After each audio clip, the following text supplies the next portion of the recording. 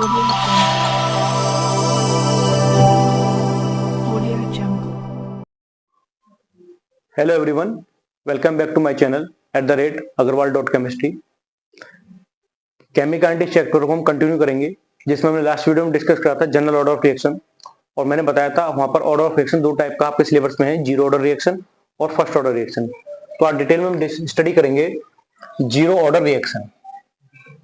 Zero order reaction,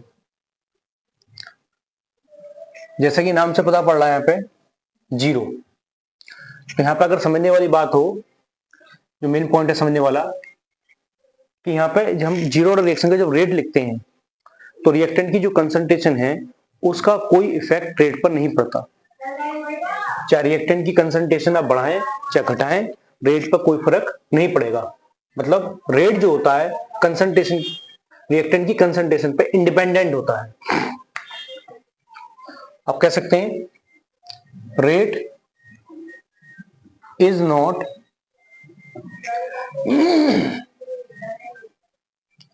affected by the change in the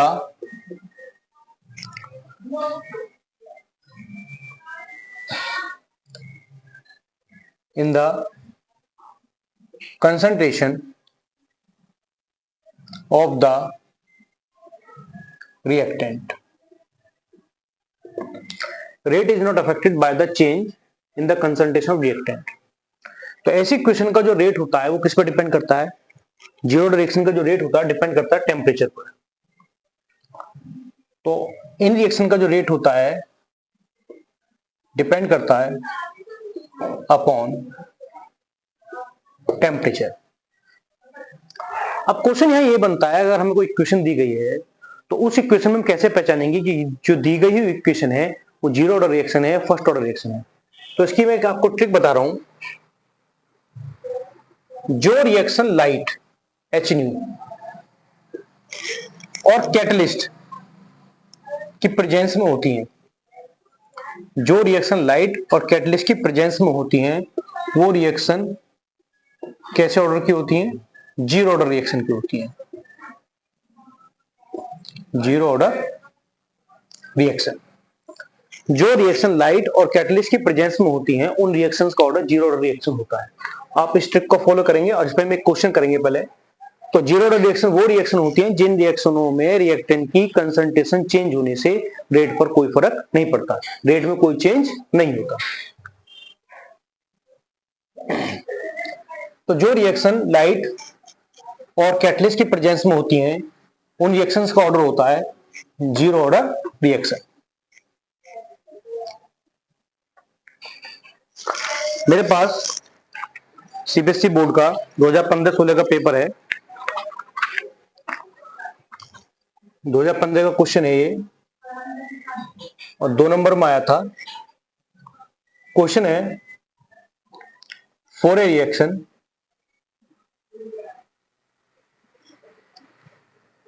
H2 plus Cl2, ऊपर HNO लिखा हुआ है, product में 2HCl। ये क्वेश्चन आपको दी गई है और उसमें नीचे लिख के भी दे दिया इन्होंने rate is equal to Kk। ये आगे हम डिस्कस करेंगे। अभी हम जीरो ऑर्डर रिएक्शन में जब एनालिसिस करेंगे तो रेट जो है रेट कांस्टेंट के इक्वल है। तो यहां पर 3 बातें पूछी गई। Write the order of reaction and molecularity of reaction.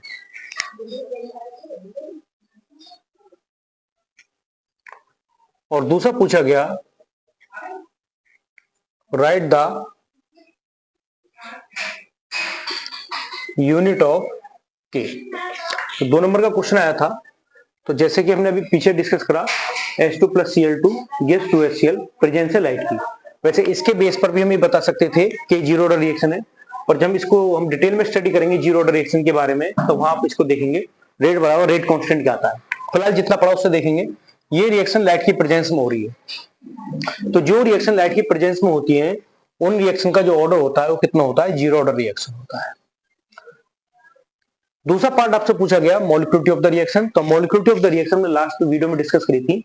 मॉलिक्यूलिटी का मतलब होता है the total number of reactant molecule. तो total number of reactant molecule, hydrogen का 1 मोल है और Cl2 का भी 1 मोल है। तो इस रिएक्शन की मॉलिक्यूलिटी कितनी हो जाएगी? 2 हो जाएगी, जिसको हम बोलते हैं by molecular reaction. By molecular reaction. और तीसरा पार्ट पूछा गया यूनिट ऑफ के मतलब रेट कांस्टेंट। तो प्रीवियस वीडियो में डिस्कस कर चुके हैं, जो रेट कांस्टेंट की यूनिट है उसका निकालने का फॉर्मूला होता है मोल पर लीटर की power 1 minus n second inverse. N represent करता है ऑर्डर ऑफ रिएक्शन को। हमारे पास कौन सा ऑर्डर है? 0 है, तो इनकी वैल्यू हम 0 रखेंगे तो मोल पर लीटर 1 में से 0 जाए 1 ही बचेगा, सेकेंड इनवर्स। तो आप इसको लिख सकते हैं mole litre inverse second inverse. तो ये क्वेश्चन 2 नंबर का आया था।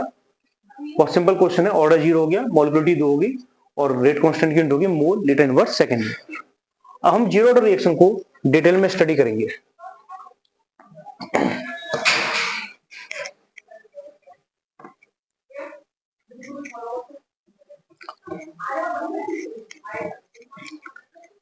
जीरो ऑर्डर रिएक्शन के बारे में हम डिटेल में स्टडी करेंगे। तो यहां पे हैंड लेंगे हम analysis of zero order reaction. Analysis of zero order reaction, जिसमें नंबर 1 आता है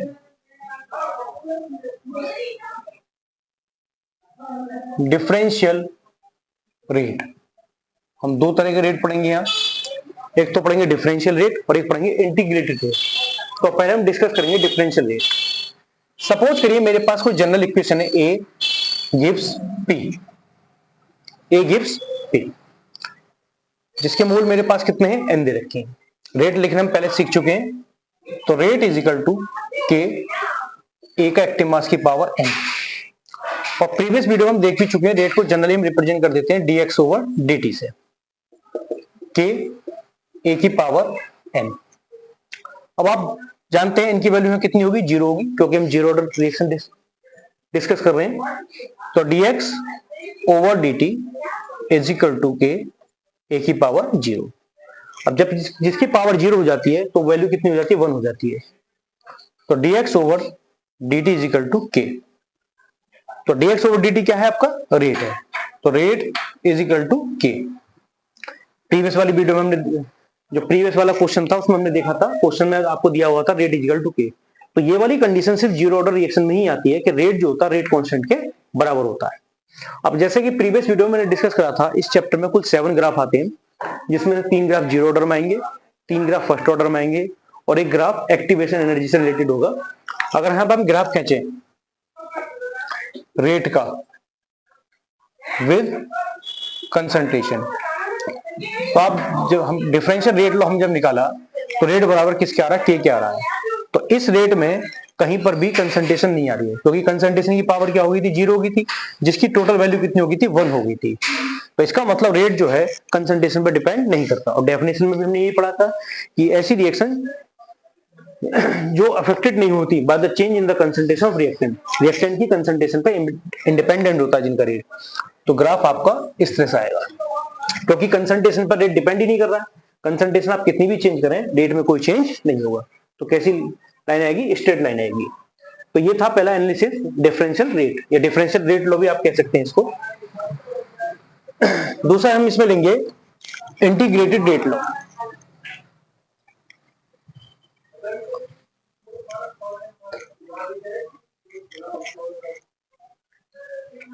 दूसरा इसमें आता है इंटीग्रेटेड रेट लो। इंटीग्रेटेड रेट इसको ढंग से समझेंगे। हमारे पास कोई जनरल इक्वेशन हुई है A gives P, time zero. Time zero का क्या मतलब है? टाइम जीरो का मतलब है कि अभी रिएक्शन स्टार्ट नहीं हुई है। इनिशियली जो कंडीशन थी, हमने अब रिएक्टेंट ले लिया है। जब रिएक्शन स्टार्ट नहीं होगी तो जितना हमने रिएक्टेंट लिया था हमारे पास रिएक्टेंट उतना रहेगा और प्रोडक्ट कुछ भी नहीं बना होगा। तो मैंने मान लिया कि मैंने जो रिएक्टेंट लिया था ए, उसके अमाउंट मेरे पास ए है, और टाइम 0 पर रिएक्टेंट फुल होगा, प्रोडक्ट क्या होगा, 0 होगा, क्योंकि अभी रिएक्शन स्टार्ट नहीं हुई है। आफ्टर टी टाइम बाद, कुछ समय बाद जब रिएक्शन स्टार्ट हो गई होगी तो रिएक्टेंट की कुछ अमाउंट कम हो गई होगी और प्रोडक्ट की कुछ अमाउंट बन गई होगी। मैंने मान लिया प्रोडक्ट कितना बन गया आपका, एक्स बन गया, तो रिएक्टेंट जो ए था वो कितना रह जाएगा, ए माइनस एक्स। तो रेट आप लिखना जानते हैं dx ओवर dt, जिसको रेट से रिप्रेजेंट करते हैं k। हमारे पास आफ्टर टी टाइम बाद जो कंसंट्रेशन बची है कि हम वो उसको रिप्रेजेंट करेंगे a माइनस एक्स, की पावर n लिख सकते हैं आप यहाँ पे। अब चूंकि जानते हैं जीरो ऑर्डर रिएक्शन है तो n की वैल्यू कितनी हो जाएगी, 0 हो जाएगी। तो dx over dt is equal to k a minus x की पावर 0, 0 में 1 हो जाएगा। dx over dt is equal to k, जो कि पीछे पड़ा था रेट बराबर रेट कांस्टेंट के। ऑन इंटीग्रेशन, जो पॉइंट हमारे पास निकल के आया है dx over dt is equal to k बराबर का हम क्या लेंगे, इंटीग्रेशन। dt को मैं इधर ले जाऊंगा तो मेरे पास आ जाएगा dx बराबर k इंटू dt। dx का इंटीग्रेशन होगा, k का इंटीग्रेशन होगा नहीं क्योंकि कांस्टेंट है, और dt का इंटीग्रेशन होगा। dx का इंटीग्रेशन होगा आपका x, k का इंटीग्रेशन होगा नहीं कांस्टेंट है, और dt का इंटीग्रेशन t प्लस c। तो यह आ जाएगा x बराबर kt प्लस c। यहां पर c जो है आपका इंटीग्रेशन कांस्टेंट है, c जो है आपका क्या है, इंटीग्रेशन कांस्टेंट। अगर इनिशियल कंडीशन में देखें, एट इनिशियल कंडीशन तो आप देख रहे हैं इनिशियल पे टाइम भी 0 है और जो प्रोडक्ट की कंसंट्रेशन वो भी क्या है, 0, मतलब x भी क्या आपका 0 है। तो इनिशियल कंडीशन अगर हम देखें, जो कि हमारे पास टाइम भी 0 आ रहा है और x भी 0 है, अगर इन दोनों की वैल्यू को हम यहाँ पे पुट कर दें तो x 0 और t भी 0, 0 की मल्टीप्लाई के में होगी ये भी 0, तो c की वैल्यू कितनी आ जाएगी, 0 आ जाएगी। तो c की वैल्यू कितनी आ जाएगी, 0, तो जो कि मेरे पास आ जाएगा x बराबर k इंटू टी। तो इंटीग्रेटेड रेट लॉ का जो फॉर्मूला मेरे पास आता है x is equal to k into t, पर यहां से एक फॉर्मूला बनता है जिसको हम डिस्कस करेंगे। फिलहाल हमने निकाला x बराबर k इंटू टी के। इसमें अगर हम आगे देखेंगे अभी,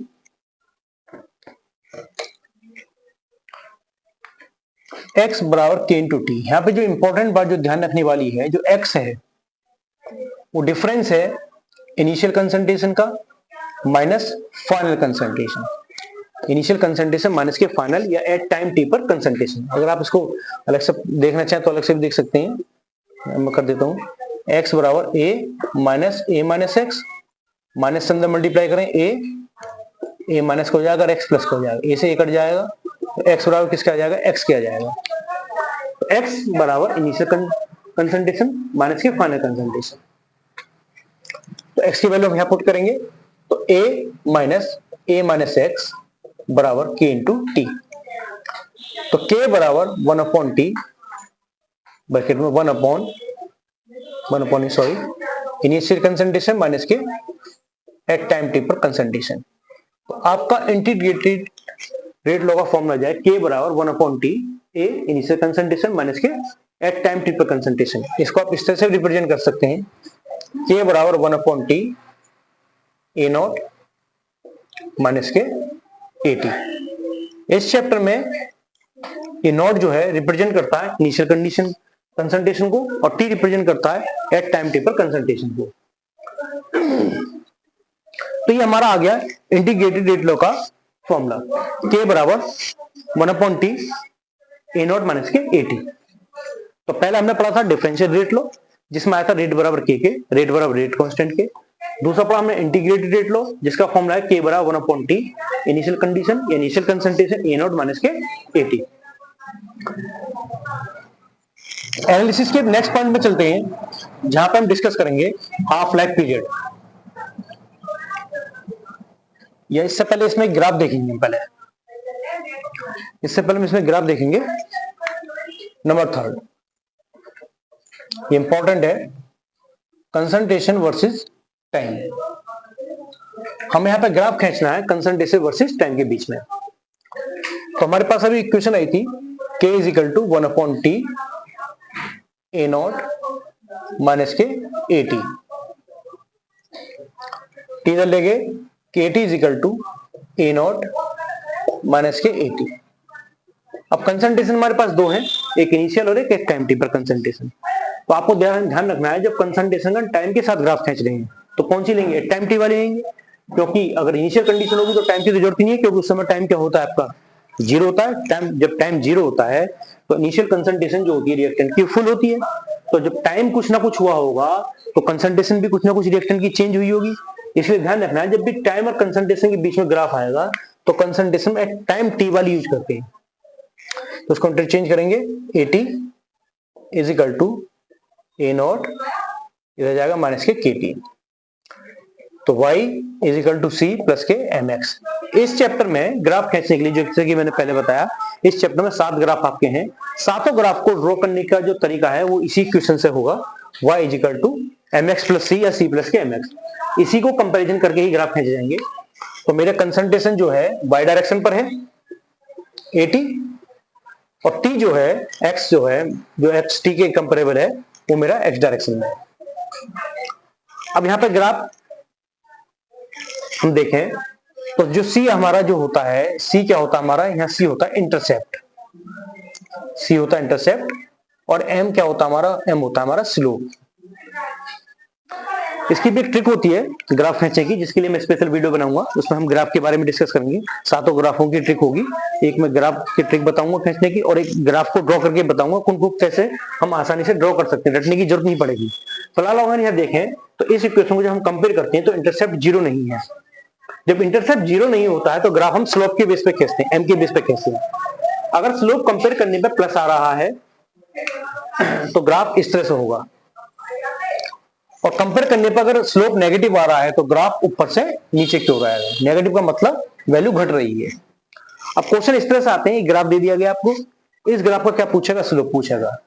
तो स्लोप क्या है, एम, जो कि किसके कंपेरेबल आ रहा है, के। भाई आप ये देखो, ये वाला पार्ट वाई के कंपेरेबल है, ये सी के, टी किसके कंपेरेबल है, एक्स के, तो एम किसके कंपेरेबल होगा, के।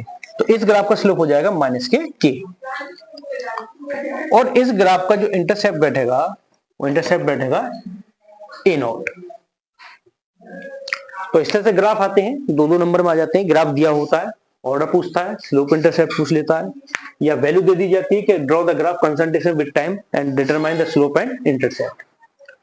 तो ये था थर्ड पार्ट हमारा एनालिसिस का, कंसंट्रेशन वर्सेस टाइम के बीच में ग्राफ ड्रॉ करा।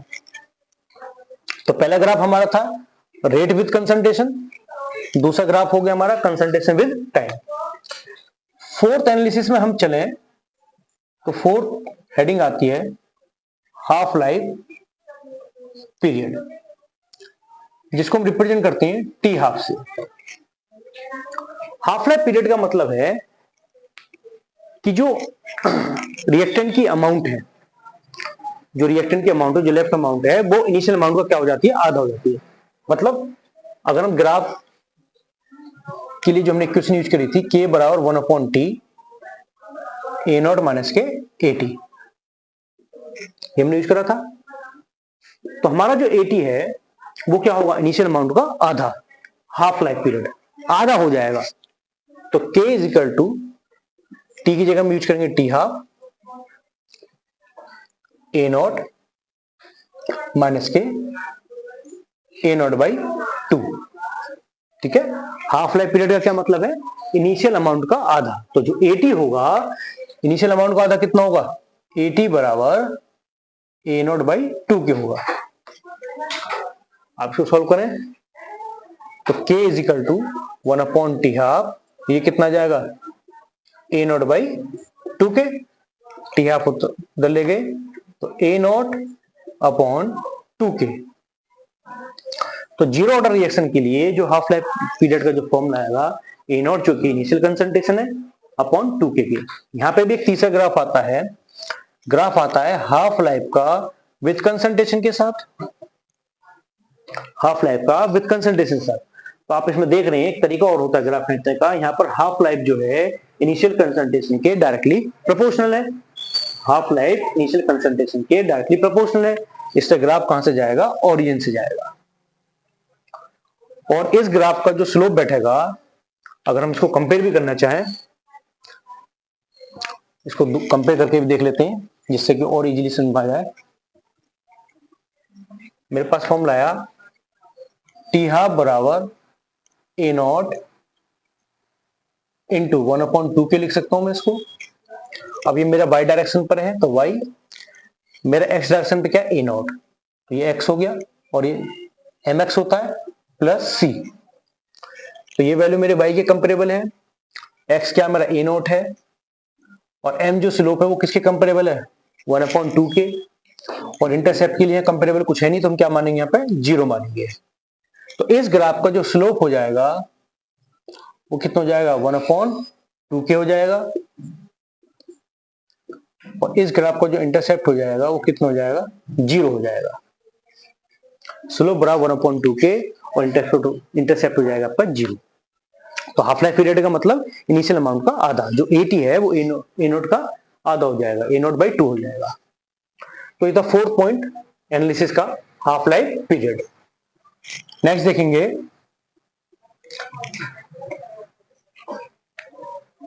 Number 5, unit of rate. तो जैसा कि मैंने पीछे प्रीवियस वीडियो में डिस्कस कराया, रेट की यूनिट फिक्स होती है mole litre inverse second inverse. तो सेकंड की जगह आवर हो सकता है, मिनट हो सकता है, बट मोल लीटर इनवर्स रहेगा अगर कंसंट्रेशन के टर्म में है तो, और प्रेशर के टर्म में है तो इसकी जगह एटमॉस्फेयर हो जाता है। तो unit of rate mole litre inverse second inverse. Next आता है यूनिट ऑफ रेट कांस्टेंट, जो कि हमने पीछे भी निकाला था, K बराबर मोल लीटर की power 1 minus n second inverse. N क्या है मेरा, जीरो ऑर्डर रिएक्शन है, तो जब एन की वैल्यू 0 रखूंगा तो इसकी यूनिट भी आ जाएगी mole litre inverse second inverse. अब यहाँ पे एक और क्वेश्चन आया हुआ है बोर्ड में कि right the order of reaction which has the same unit of rate and rate constant. उस ऑर्डर ऑफ रिएक्शन का नाम बताइए जिसमें रेट और रेट कांस्टेंट की यूनिट क्या होती है, आपकी सेम होती है। तो कौन सा ऑर्डर है आपका, 0 ऑर्डर है। रेट की यूनिट भी क्या आती है, mole litre inverse second inverse, और रेट कांस्टेंट की यूनिट भी आती है mole litre inverse second inverse. तो ये एनालिसिस थी 0 ऑर्डर रिएक्शन की, जिसमें हमने पहले पढ़ा था डिफरेंशियल रेट लॉ, दूसरा पढ़ा था इंटीग्रेटेड रेट लॉ, तीसरा हमने ग्राफ देखा कंसंट्रेशन वर्सेस टाइम, चौथा हमने पढ़ा हाफ लाइफ पीरियड, पांचवा यूनिट ऑफ रेट और छठा यूनिट ऑफ रेट कांस्टेंट। अब जो मेन बात है जो हमें ध्यान रखनी है, अगर हम इसका कंक्लूजन करें, समरी देखें हम इसकी, जिससे हमें जल्दी चीज याद हो जाए। तो नंबर 1 था आपका डिफरेंशियल रेट, जो कि क्या आया था, रेट इज इक्वल टू के के। यहां पे हमने ग्राफ खींचा था रेट विथ कंसंट्रेशन, इस तरह से आया। दूसरा आया था हमारे लिए हमने इंटीग्रेटेड रेट, जिसके लिए हमारे पास फॉर्मूला है K is equal to 1/T a nought minus k AT। तीसरा हमने ग्राफ लिया कंसंट्रेशन वर्सेस टाइम, जो कि ग्राफ हमारा इस तरह से आया था AT कंसंट्रेशन वर्सेस टाइम, यह आया था हमारे पास। इस ग्राफ का जो स्लोप बैठा था माइनस के K था, और इंटरसेप्ट जो था वो ए नॉट था। नंबर 4 हमने लिया half life period, t half, जिसका फॉर्म आया था t half is equal to A nought upon 2K। इसका हमने ग्राफ लिया था टी हाफ ए नॉट, जो कि ओरिजिन से गया था। इस ग्राफ का स्लोप था 1/2K, और इंटरसेप्ट कितना था इस ग्राफ का, 0 था। नंबर 5 लिए हमने यूनिट ऑफ रेट, जो कि था mole litre inverse second inverse, और छठा था आपका यूनिट ऑफ रेट कांस्टेंट, इसकी यूनिट भी आई थी mole litre inverse second inverse. तो जो अब तक हमने पढ़ा ये उसका समराइज है, ये मेन है, इतना आपको पता होना चाहिए। अगर ये आपका आता है तो आपके सारे क्वेश्चन हो जाएंगे आपके। इसका आप स्क्रीनशॉट ले सकते हैं, इसको याद रख सकते हैं। यहाँ से 3 ग्राफ आ गए, rate with concentration, concentration with time और half life period with initial concentration आपका। तो analysis of zero order reaction में 6 पॉइंट हुए, differential rate, integrated rate, concentration versus time, half life period, unit of rate constant. Next video में हम इनसे related जो board में क्वेश्चन आए हैं या जो एनसीईआरटी बुक में जो क्वेश्चन है उनको डिस्कस करेंगे। वीडियो अच्छी लगी हो तो प्लीज चैनल को सब्सक्राइब करें। Thank you.